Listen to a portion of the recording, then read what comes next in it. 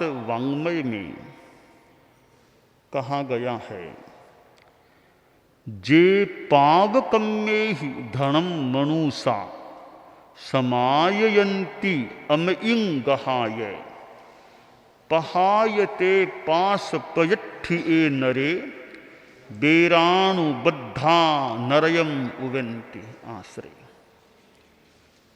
दो शब्द हैं, वित्त और वृत्त।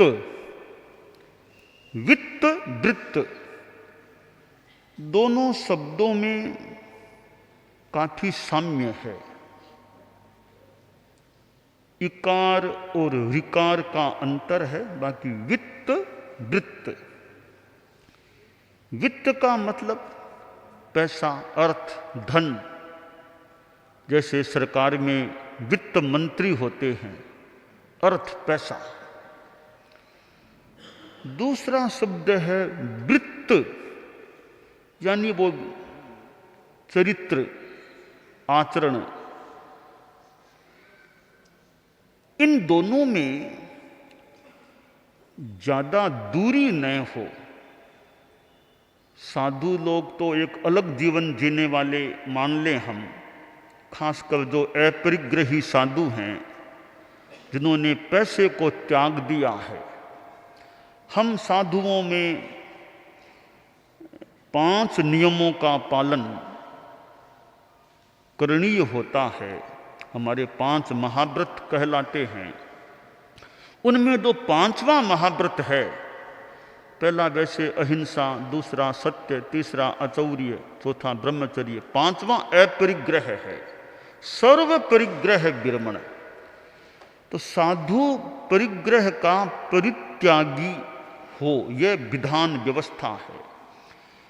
यानी साधु के पास रुपया, पैसा, सोना, चांदी ऐसा कोई धन नहीं होना चाहिए। साधु के मालिकाना में कोई मकान न हो, न मठ, न आश्रम, न भवन, न स्थानक, कुछ भी साधु के स्वामित्व में कुछ भी यह परिग्रह न हो। 1 इंच भी जमीन साधु की ओनरशिप में नहीं हो। यह हम जो 5वां महाव्रत पालन करने वाले जो भी हैं, उनके लिए यह नियम है कि परिग्रह के त्यागी होने चाहिए। परंतु जो गृहस्थ हैं, आप जैसे लोग गृहस्थ जीवन जीने वाले हैं, उनको तो परिग्रह भी रखना होता है, अर्थ पैसा भी कमाना, प्राप्त करना भी होता है। तो ये वित्त गृहस्थ को चाहिए, क्योंकि जीवन की आवश्यकताओं की पूर्ति में वित्त काम आता है। भोजन चाहिए, मकान चाहिए, कपड़ा चाहिए, और चीजें चाहिए, तो पैसे से काम होते हैं। इसलिए गारहस्थ्य में आदमी पैसा रखता है। रखने वाले तो सन्यासी भी कई पैसा रखते होंगे, पर गारहस्थ्य में तो एक पैसा जुड़ा हुआ सा तत्व है। तो ये अर्थ है। संभवतः आचार्य महाप्रज्ञ जी ने एक बार 2 शब्दों का प्रयोग किया था, अर्थ, अर्थाभास। कि अर्थ क्या है और अर्थाभास क्या। जहाँ इन 2 शब्दों का प्रयोग करें तो अर्थ का मतलब न्यायोपार्जितम धनम अर्थ है।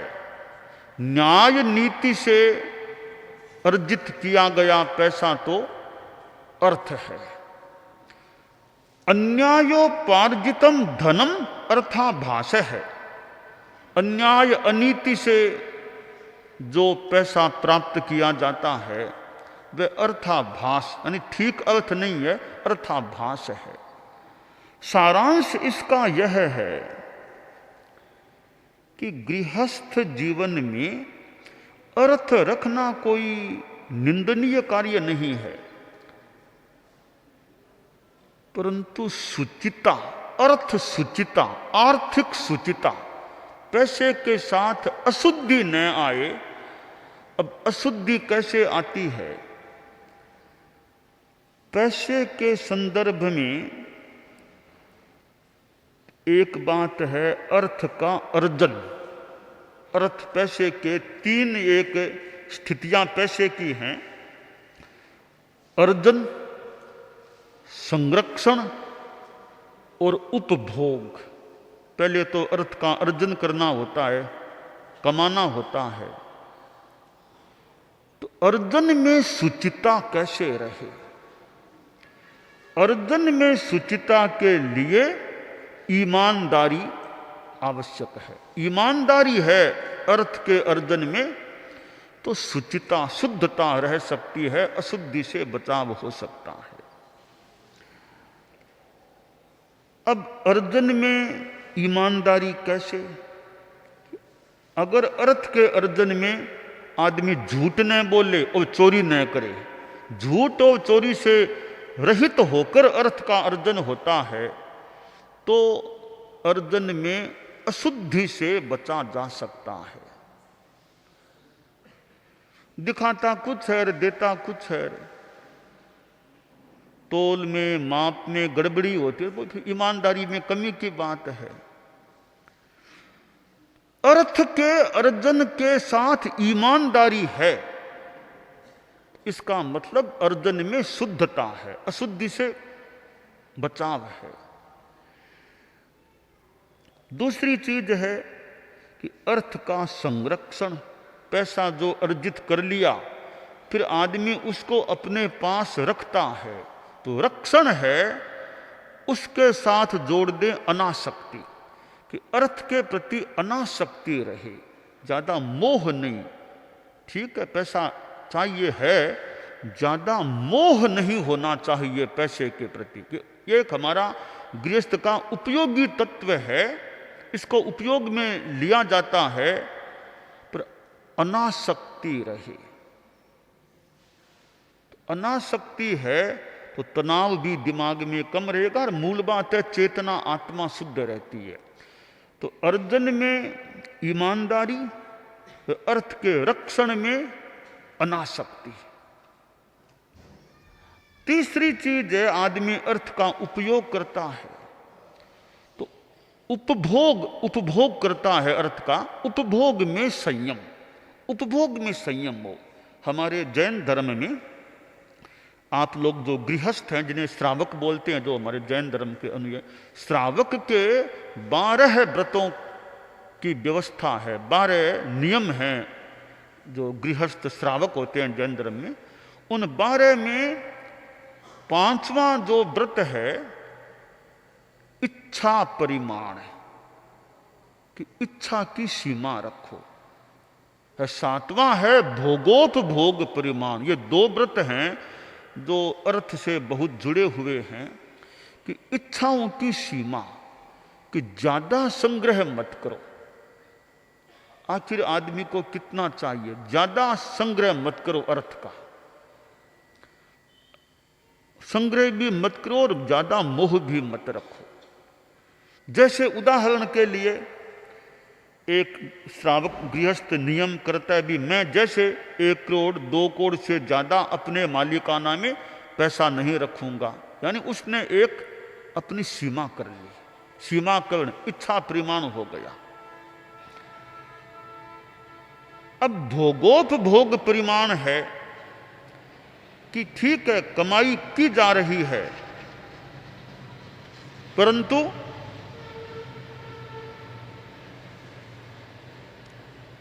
व्यक्तिगत जीवन में उपभोग का संयम है। ऐश आराम भोग विलास, उसमें सीमा है, संयम है।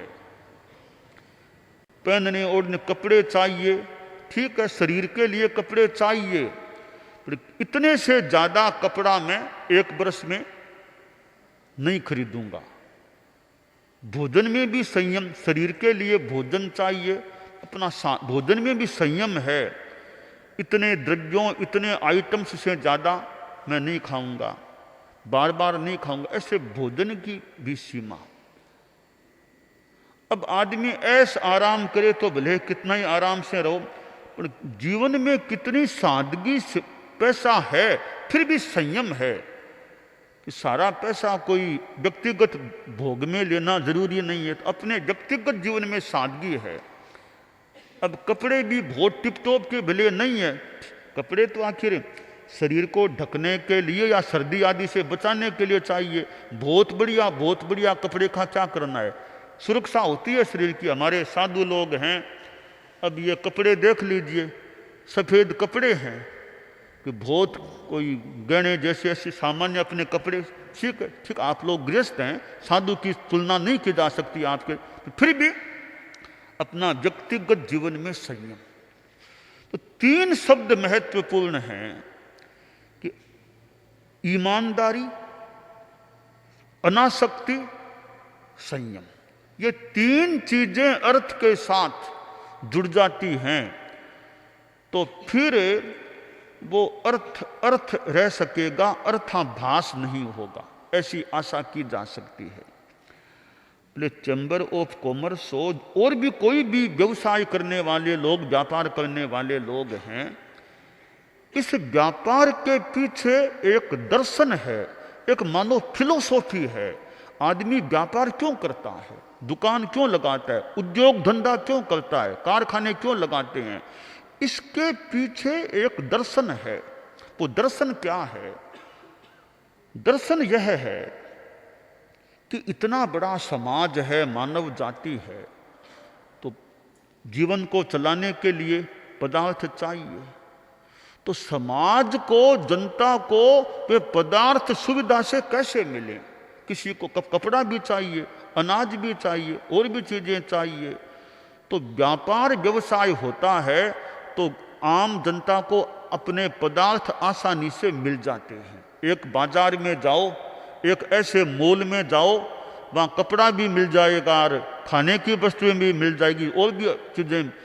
तो एक जगह से आम आदमी को कितनी ज्यादा चक्कर नहीं काटना पड़ा, चीजें मिल गई। अब बाजार क्यों है कि एक बाजार में जाओ, आपको वहाँ कपड़ा भी मिल सकेगा और आपको वहाँ और भी, तो बाजार में एक बार चले जाओ दिन में, जो भी अपेक्षा वो चीजें लेके।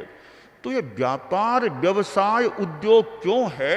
जनता की सेवा के लिए है कि मैं जनता की सेवा कैसे करूं, मेरे द्वारा समाज को अपेक्षित पदार्थों की पूर्ति कैसे होती। यह व्यापार व्यवसाय उद्योग का दर्शन यह है, एक तो यह सेवा है, जनता की सेवा होती है। दूसरी क्या बात है इस दर्शन में कि ठीक है, मैं सेवा करना चाहता हूं, आखिर मेरे भी तो परिवार है, मेरा भी तो जीवन है, वो जीवन कैसे चले, मेरा परिवार का जीवन कैसे चले, बच्चों की शिक्षा कैसे होगी, बच्चों की शादियां कैसे होगी, भरण पोषण कैसे होगा, तो मुझे पैसा भी चाहिए।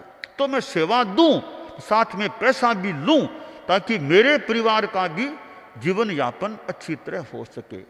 तो व्यापार व्यवसाय उद्योग की जो फिलोसॉफी है संक्षेप में, वो इस आधार पर है कि सेवा दो और अपना पैसा भी साथ में अर्जित करो, ताकि समाज का जीवन भी चले, तुम समाज के जीवन यापन में सहयोगी बनो, तुम्हारे परिवार का भी जीवन चले, इसलिए पैसा भी प्राप्त करो। तो सेवा और पैसा, इन दो पर यह सारा आधारित है, उद्योग धंधा व्यवसाय व्यापार। अब यहां सोचने की बात क्या है कि व्यवसाय का दर्शन तो हो गया सेवा, या आधार हो गया सेवा और पैसे की प्राप्ति। अब व्यापारी उद्योगपति यह सोचे कि कहीं ऐसा न हो जाए कि सेवा से ऊपर पैसा चला जाए। मुझे सेवा करनी है, पैसा भी लेना है, तो ऐसे लोभ में मैं न चला जाऊं कि गलत सल्त येन केन प्रकारेण मैं चीजें बेचता हूं, पैसा ज्यादा हड़पने का प्रयास करता हूं, वो करना पाप हो जाता है।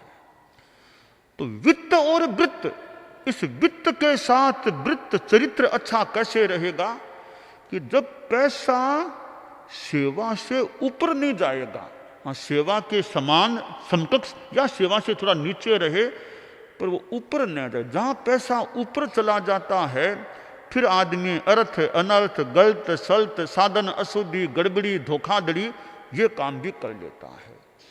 तो आर्थिक शुचिता के लिए अपेक्षित है कि पैसे को सेवा से ऊपर का स्थान न मिले, तो ये व्यवसाय में शुद्धता रह सकती है। आप व्यापारी हैं मान लो, तो जनता का विश्वास बना रहे, आप विश्वास पात्र बने रहें, विश्वास के अपात्र न बन जाएं। आपकी दुकान में कोई गया है, उसके साथ अगर आपने धोखा कर लिया तो ग्राहक के लिए तो आप कभी विश्वास अपात्र बन सकेंगे कि भी ये तो ईमानदारी का काम नहीं करते हैं, धोखा करते हैं, तो इनकी दुकान में सोचकर ही जाना चाहिए। नहीं, दुकानदार में इतनी ईमानदारी हो कि भी कोई खतरा नहीं है, ये बड़ी ईमानदारी से, बोले बच्चा भी जाएगा ईमानदारी से वो काम होगा। यह विश्वास व्यापारी के प्रति आम जनता में ग्राहक जगत में रहता है तो व्यापारी की एक सफलता हो गई कि विश्वास प्राप्त कर लिया, वो व्यापारी जीवन की एक सफलता हो जाती है। जहाँ अविश्वास होता रहता है वो फिर सफलता नहीं है। आप अर्थ का अर्जन करें, ठीक है, ईमानदारी से काम करेंगे, मान लो थोड़ा पैसा आपको कम मिलेगा, इतनी बात है, थोड़ा पैसा कम मिलेगा, परंतु पैसा भले कम मिला पर आपकी ईमानदारी सुरक्षित रह गई, वो एक बड़ी संपत्ति आपके पास है। पैसा संपत्ति है तो ईमानदारी भी एक संपत्ति है जीवन की। एक संपत्ति को खोकर के दूसरी संपत्ति को लिया जाए, यह तो कोई बहुत बढ़िया बात नहीं। कि मैं ईमानदारी की संपत्ति को भी रखूं, साथ में गृहस्थ हैं तो मान लो पैसा मुझे चाहिए, पर ईमानदारी को खोकर के पैसा नहीं कमाऊं। तो वित्त और वृत्त दोनों साथ साथ चल सकते हैं।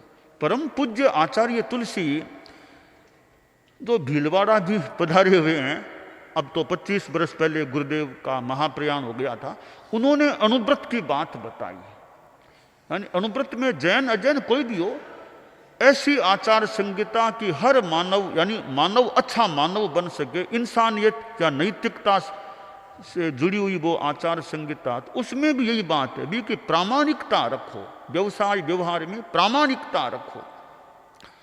तो गृहस्थ जीवन में यह ईमानदारी वाली बात वो होती है तो समाज भी अच्छा रह सकेगा, आपका व्यवसाय भी निर्मल पवित्र रह सकेगा। और देखिए, एक पैसा तो शुद्ध पैसा, शुद्ध पैसे का आदमी भोग करे वो तो एक गरिमा वाली बात। अशुद्ध पैसे काम में ले रहा है वो कोई भोग भी वो गरिमा वाला नहीं होता है। तो अनुव्रत की बात हो, एक सामान्य बात है, मूल हमारी आत्मा चेतना भी शुद्ध रहे, तो वित्त और वृत्त दोनों साथ में रहते हैं तो वित्त शुद्ध रह सकता है। तो ये जो आज जगह चैम्बर ऑफ कॉमर्स है, इतना बड़े बड़े बाजार शहरों में है, कहीं मॉल कहीं कुछ, तो ये सारे एक तरह से सेवा के कार्य हैं। इस सेवा की निर्मलता के लिए यह ईमानदारी साथ में होती है तो वो सेवा निर्मल रह सकती है। दानान सिद्धम अभय पयाणम सच्चे सुया अणवज्जं वयन्ति तवे सुया उत्तम बंभचेरम लोगुत्तमे समणे हृणाय पुत्ते।